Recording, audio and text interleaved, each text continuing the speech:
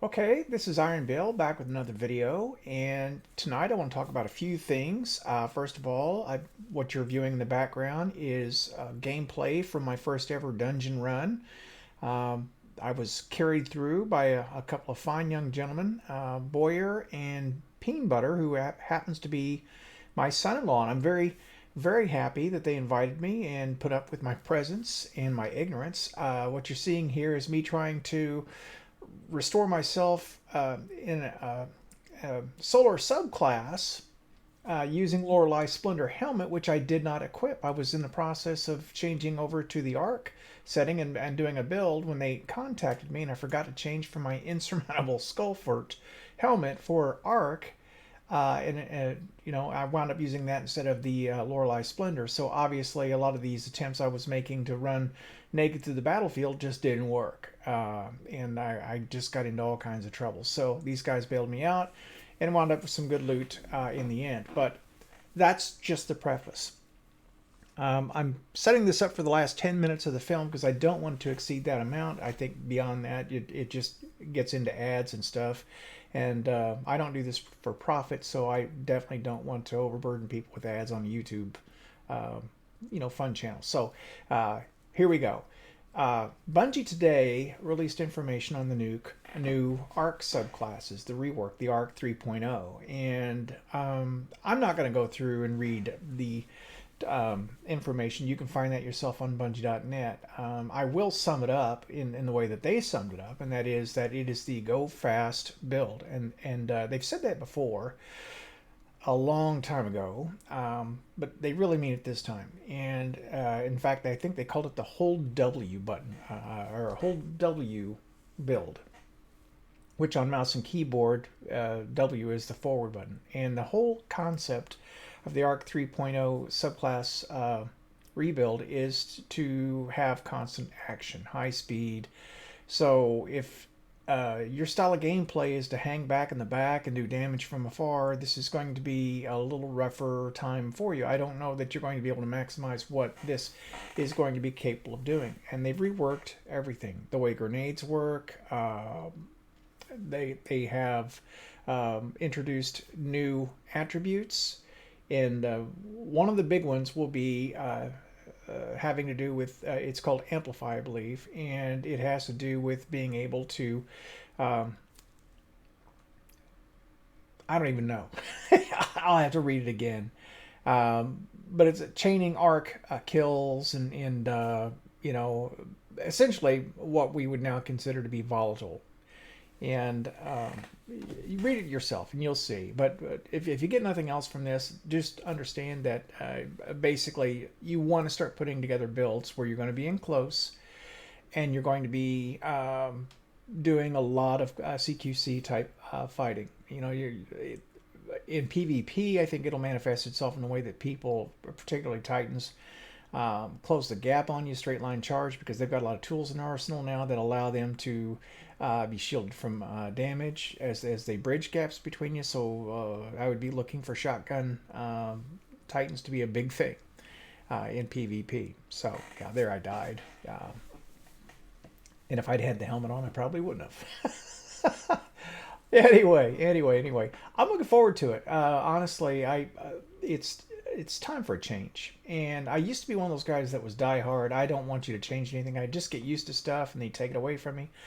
But I don't know. I guess I've matured as a gamer enough to understand that you just can't leave things alone forever because things get stale. And it's a game after all. And part of the fun of the game is figuring out new things that work and trying them out. And I've had a lot of fun pulling weapons out of the vault that I haven't used in a long time and been able to use them again because of some rework with the way the subclass system works. And it has the effect of not taking your guns away or your weapons, but letting you see weapons in a different light.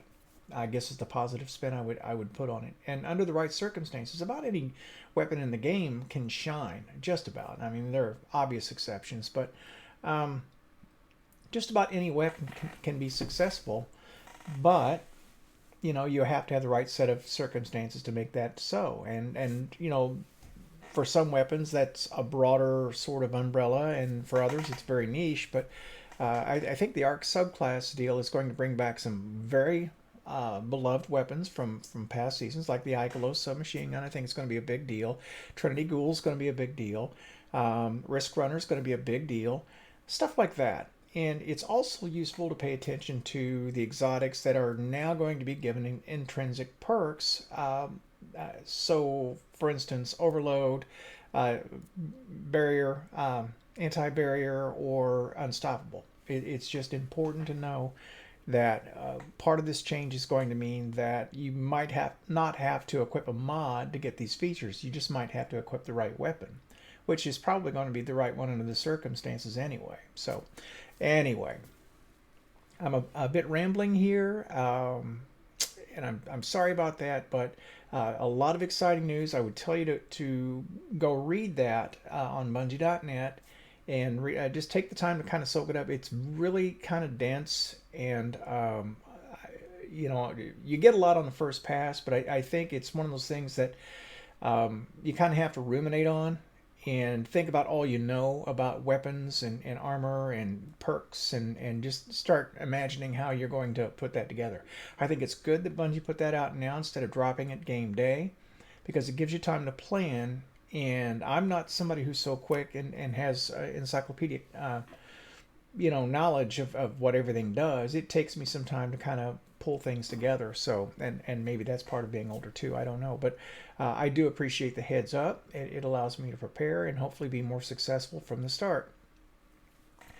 So, with that said, I'm pretty much going to close this up. We are about almost 7 minutes into this. I'm going to speed this forward to the end so that you can see what I managed to pull out of the loot. So here we go. I switch this over, and here's what I managed to get. So I got the pulse rifle, the submachine gun, and the linear fusion. Those were the 3 weapons that I absolutely wanted.